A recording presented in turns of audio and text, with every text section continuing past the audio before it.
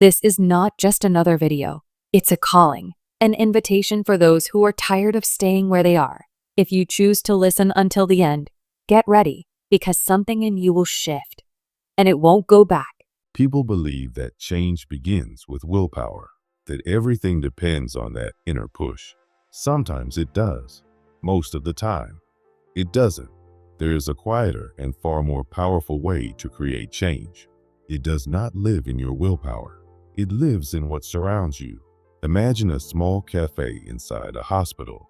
Exhausted people, doctors rushing, staff juggling shifts. Dr. Ann had an idea. She didn't speak to anyone. She didn't run workshops. She didn't hand out flyers. She simply moved the bottles in the refrigerators and placed water at eye level. 3 months later, something changed without permission. People started drinking more water.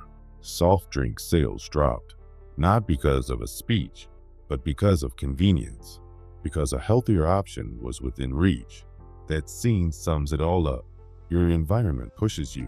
Your environment makes one option obvious. And when an option is obvious, people choose it. Let me give you another realistic story so you can see it in a different light.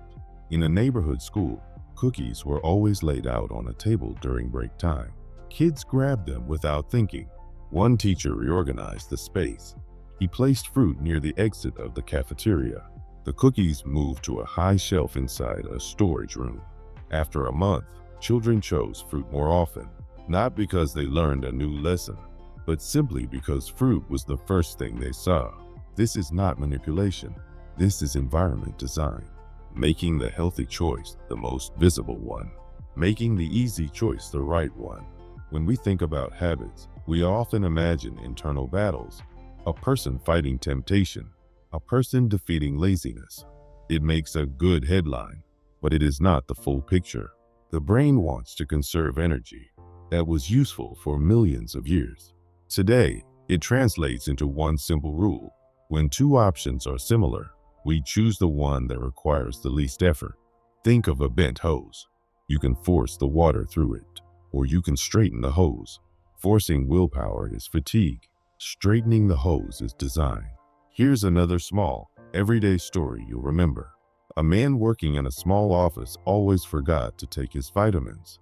One day, he placed the bottle next to the bathroom sink. When he brushed his teeth, he saw it every morning. After a few weeks, the gesture became automatic. He didn't need reminders or apps. He simply changed the location of one object. That gesture contains the entire lesson. Move one thing, and you change a behavior. There's large-scale evidence for this. Products at eye level sell more. Brands placed at the beginning of the "I'll get picked first." Stores and factories have known this for decades. Reduce steps, remove friction, and you shape human preference. Now here is something many people don't want to hear.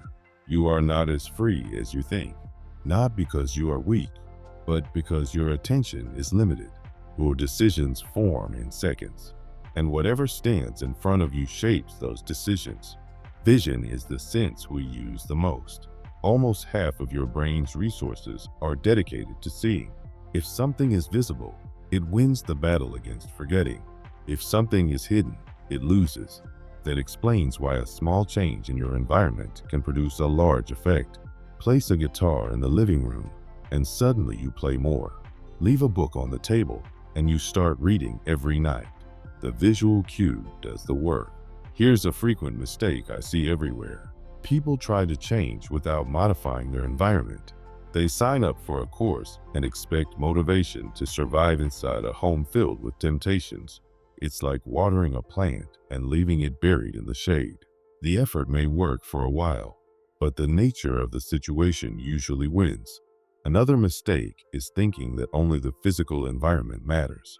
Your whole context shapes your actions. Social cues matter too. If your friends eat pizza at midnight every weekend, your resistance drops even if your intentions are strong. Your brain calculates social cost and prioritizes it. Once you understand this, you can design a simple strategy. Make the good things visible. Make the bad things difficult. Multiply the cues that support your goals. There are practical techniques that transform your home. your office, and your life. If you want to drink more water, place bottles where you can see them. If you want less screen time, leave your phone in another room. If you want better dinners, remove the snacks from the counter and place fruit in plain sight. Small changes create big results.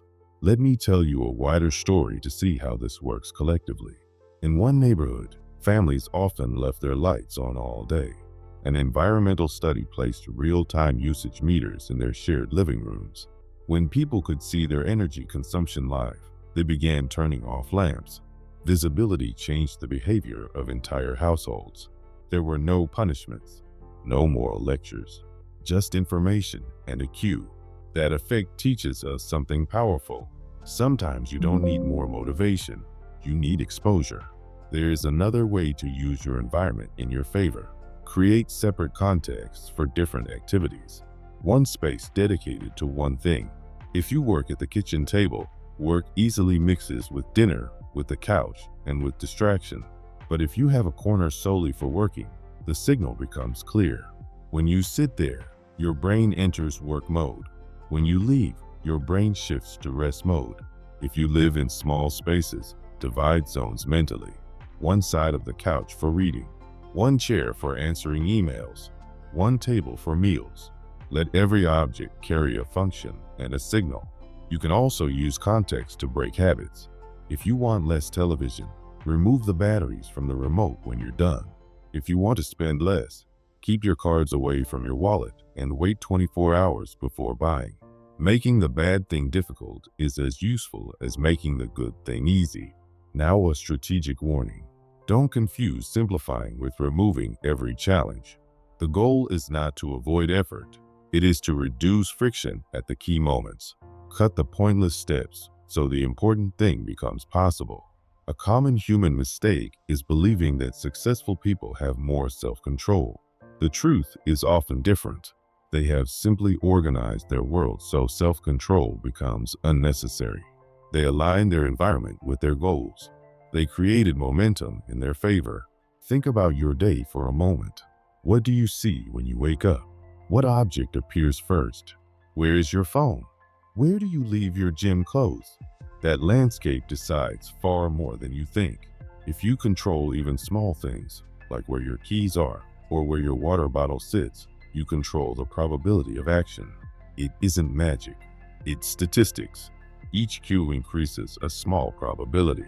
Together, those probabilities create a new habit. Let me end with an image. Think of your life as a city. Each habit is a street. If the streets are connected and well paved, traffic flows. If the streets are twisted and full of obstacles, the journey is slow and exhausting. Your job is not to force people to travel. Your job is to design the streets so the right route is the shortest one. Motivation fades. Environment does not. Make the healthy choice visible. Make the healthy choice easy. And you'll watch your decisions stop feeling like battles. Change doesn't happen by accident. It happens when you decide to move. Subscribe and keep your mind expanding. The books are in the description. Take ownership of what you want to build.